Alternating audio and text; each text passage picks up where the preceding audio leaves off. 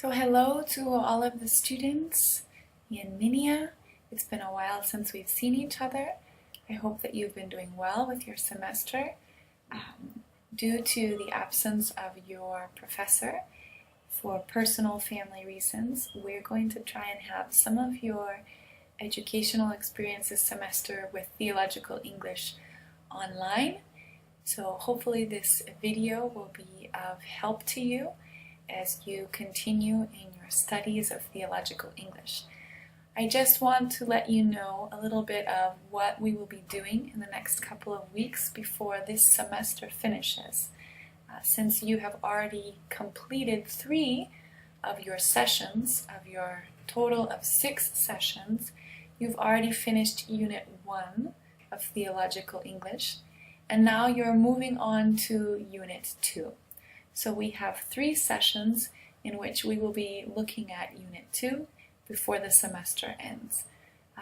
That means that one of these sessions you will be viewing online through this video, and the other 2 sessions we will be having them together, all of you and myself, through video conferencing. So the expectations that we have for these next couple of weeks.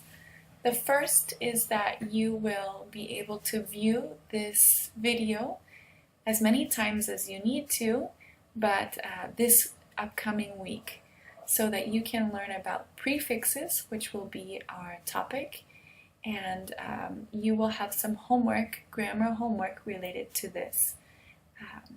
When you finish your homework, you will be sending it still to your professor, Adam, through email.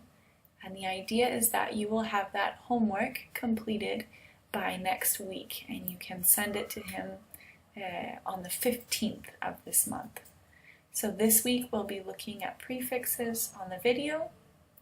Then we'll have our session together on the 12th of this month, which is this Friday. And we will be looking at another grammar topic, which is available in your syllabus. You will have homework for that you will complete for the following week. And in our final session, we'll be looking at the reading comprehension from this unit, everything that is related to Unit 2. And then you will be having a quiz to finish off your semester, something like a midterm to cover Units 1 and 2, mostly in vocabulary. So one thing that's very important is that you can be looking at your vocabulary, studying it, so that you can prepare for your quiz. So each week you need to be looking at your vocabulary, regardless of the other topics that we will be talking about. So let's start by going into the topic of prefixes. So one of our best strategies when we are trying to have reading comprehension, and especially in theological writing, is that we can look at word analysis, which is the breaking down of a word and trying to understand it in its different parts. And the part that we're going to talk about in particular today is prefixes.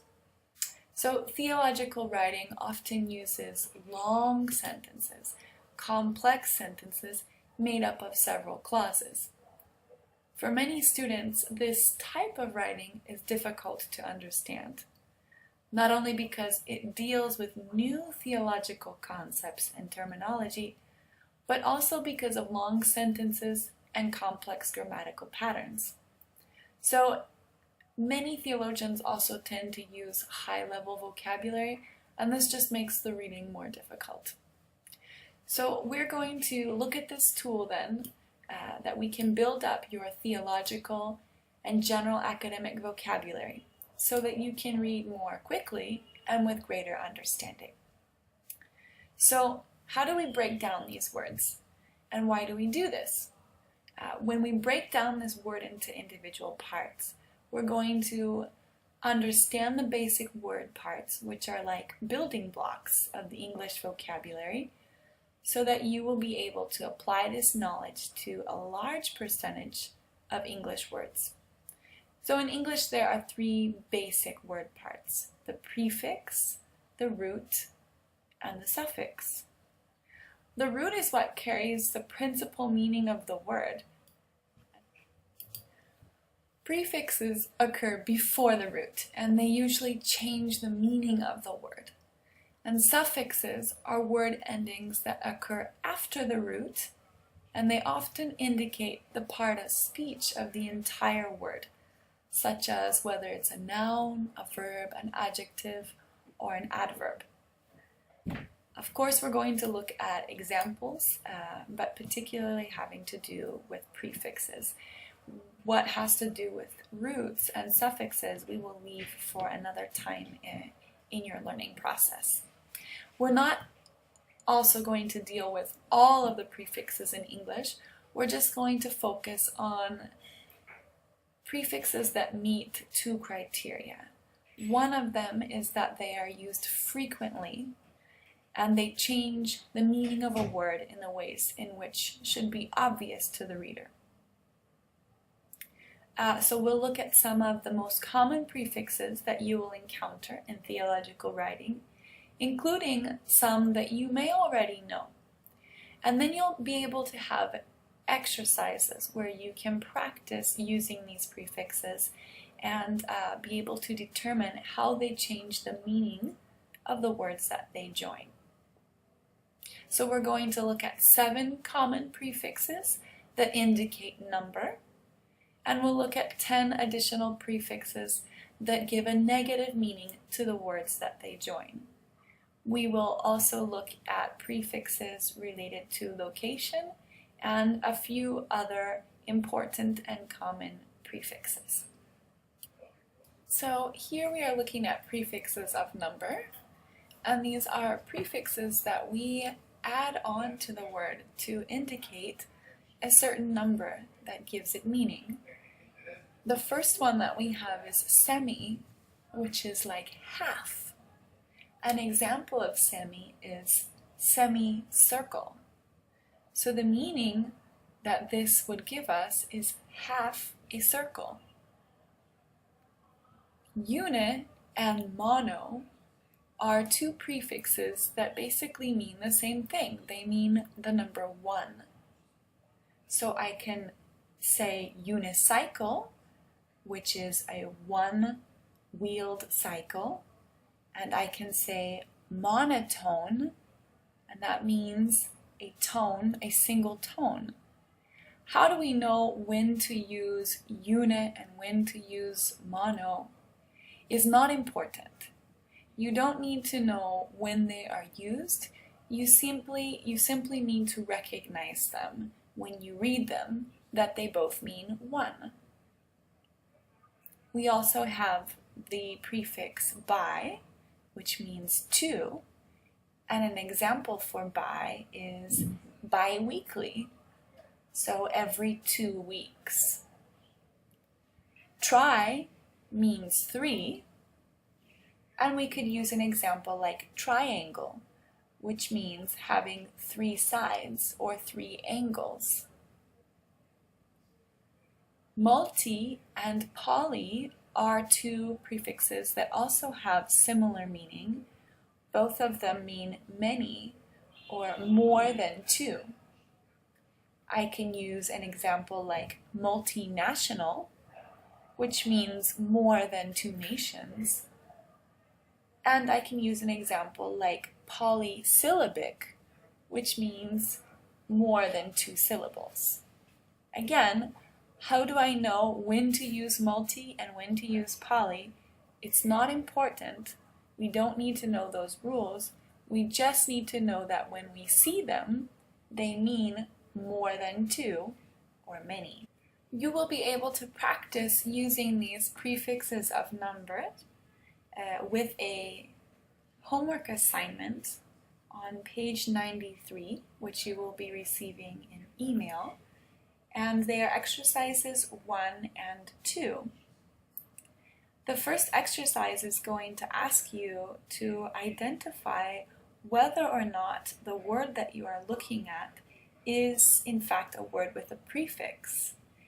If it does have a prefix, then you simply need to write what is the meaning for that prefix. So how do you know if a word actually has a prefix included on it? Simply cover up the letters that look like they could be a prefix. And if you just have one letter left, you probably don't have a word with a prefix because you need to have a complete root. In exercise 2, you're going to look at the words and try and give a correct prefix for the meaning that is listed next to the word. So if the word is cycle, and I want to say a cycle with only one wheel, then the correct answer would be uni, like unicycle. Now we're going to look at negative prefixes. So each one of these prefixes has a negative meaning when you add it onto a root word. And even though they are all negative meanings, they don't necessarily mean the exact same thing. So first, let's look at what these prefixes are. We have mis, non, dis, mal, anti, and un. Mis is a prefix that has a meaning of wrongly or incorrectly. An example for mis is misprint. So it's something that has been printed incorrectly with a mistake on it. Non is a prefix that means not. And an example that you can see on the screen is non-Christian. So somebody who is not a Christian, that means that they belong to some other group, but not to the Christian group. Dis is a prefix that means the opposite of, and it also means not. So an example would be dysfunction, which means that something is not functioning correctly. Mal is a prefix that means poorly, wrongly, or not. So an example would be malpractice, when you practice something poorly. So a doctor could be having malpractice. That means that doctor is not practicing his profession in a good way. Anti is a prefix that means against. So an example for anti is anti-Christian. This is different than non-Christian, even though they have the same root word, because anti-Christian means actively working against the Christian group. And our final prefix is un, which also means not. And I can say unchristian. So how is non-Christian and unchristian different? Non and un both mean not. But when I say non-Christian, I'm referring to a person who is not part of the Christian group. And when I want to say that something is unchristian, I'm talking about a thing that doesn't necessarily relate to what are Christian ideas or values. So there's no specific rule that certain prefixes cannot go on to the same root word, but it will change the meaning of what you're trying to communicate. In order for you to practice these prefixes, you will have another page, which is page 95, that will be emailed to you, in which you have 3 different exercises.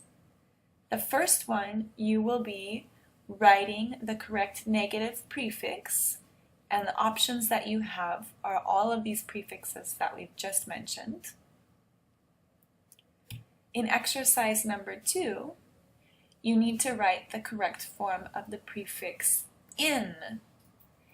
In is a prefix that we haven't mentioned, in, but it also means not.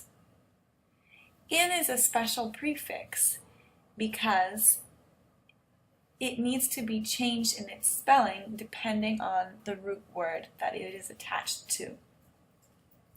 You can see these spelling rules on the email that I will send to you because they're just simply spelling rules. You can look at it and understand it without me having to explain it to you. The last exercise on page 95 is for you to match each word on the left-hand side of the page, with a definition or description on the right. And you match them by picking the correct letter that goes with the correct meaning. You will just use your knowledge of prefixes to do this exercise and try to avoid using a dictionary. The third section of prefixes that we are going to look at are prefixes of time and location. Some of these prefixes are similar to words that you will have seen before and have used as prepositions. And they are similar in the sense that they are talking about location in a physical space.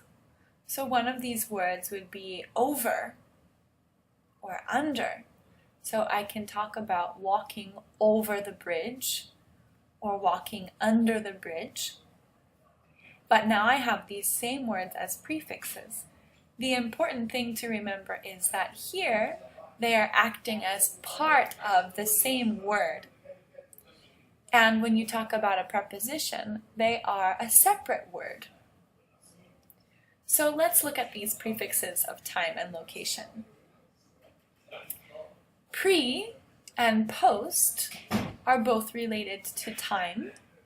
Pre means before and post means after. So here are some examples.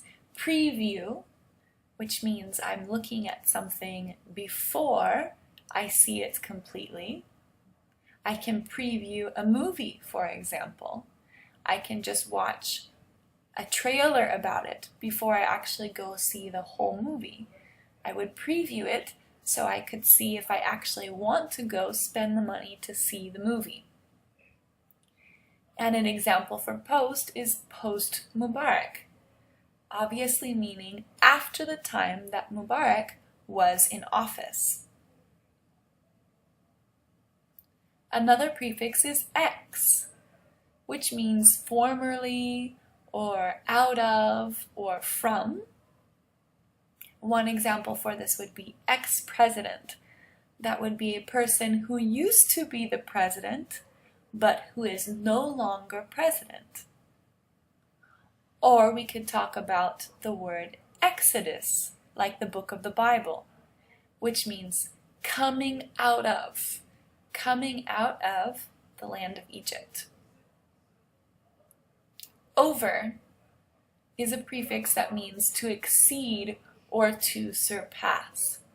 So our example is overwork.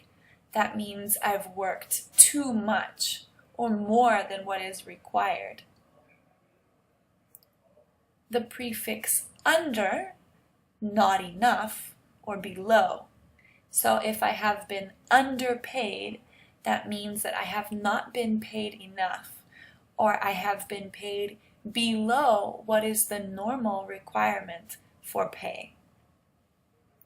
Sub is a prefix that also means under or below, and this is something that I could think of in terms of physical space. So a subway is a way or a street that goes underground.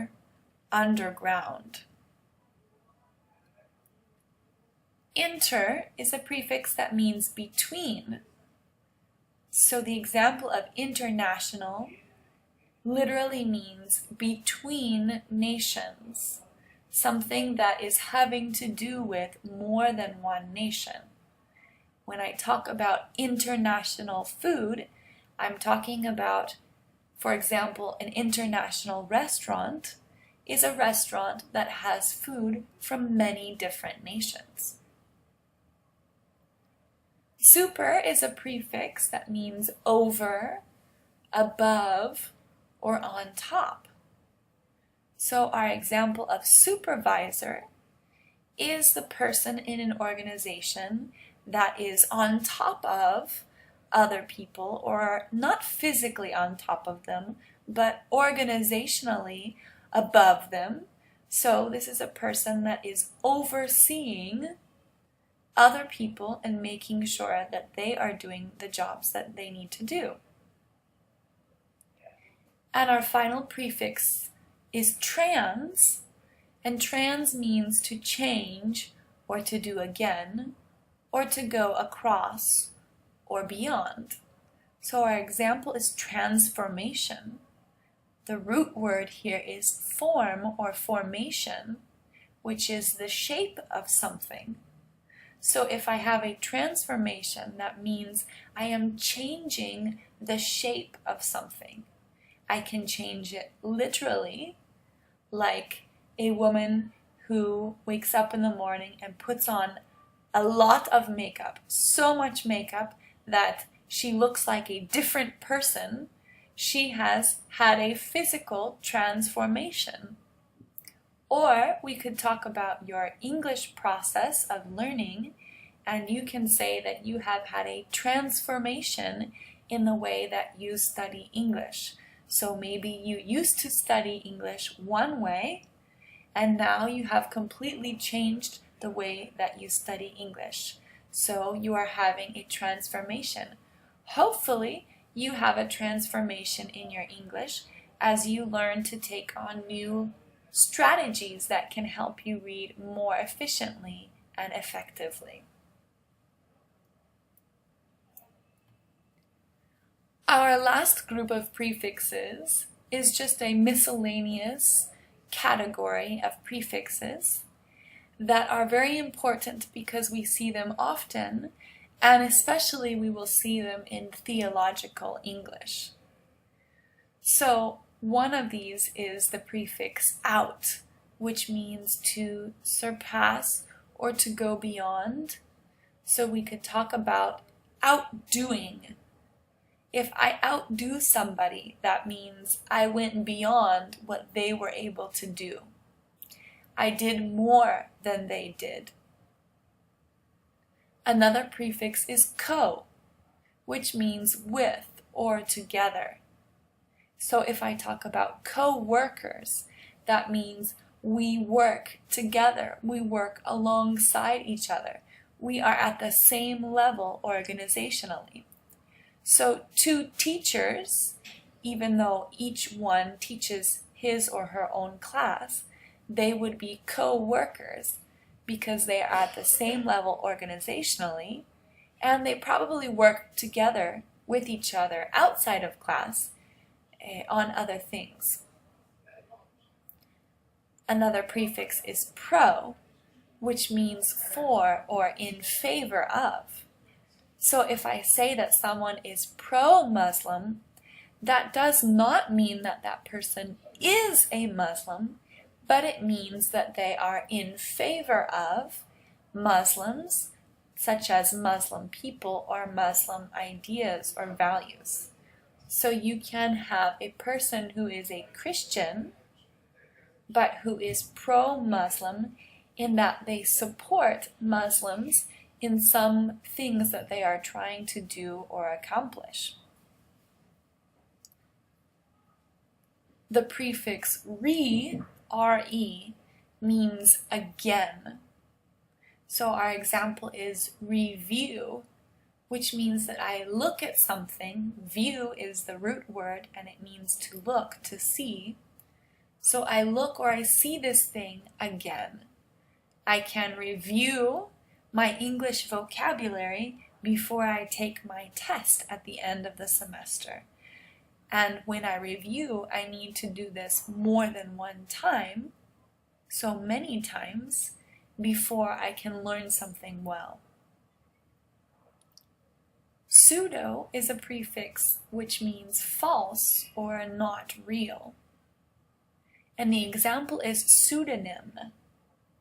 Nym is a hard root word because it's not clear right away what word that means, but NYM, nim, is relating to the root name, like my name is Jamie. So pseudonym is a false name or a not real name, and many times when people go into the writing profession, they will use a pseudonym, which means it's not the name that their parents gave them at birth, but it's a name that they take on when they become a writer, and they want people to know them by this name. It's not their legal name, and it's not their original name, but it's a name that they identify with creatively.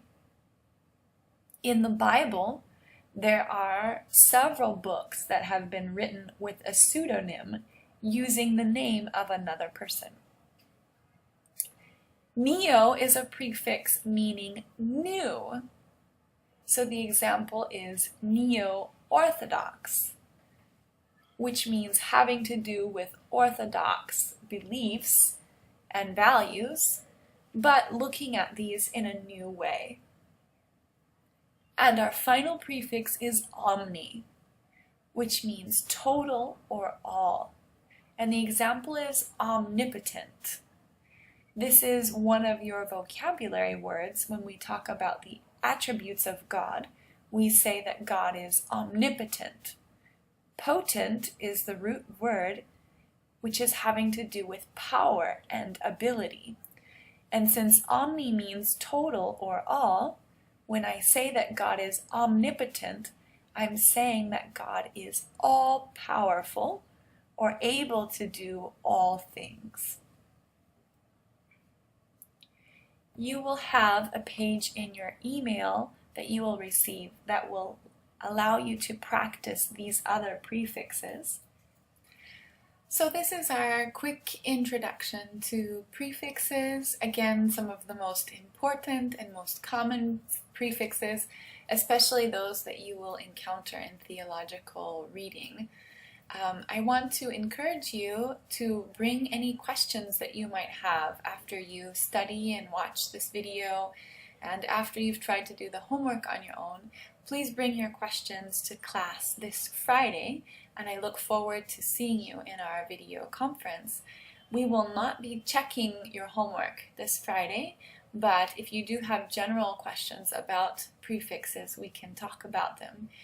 Remember that your homework will be turned into your professor, Adam, via email.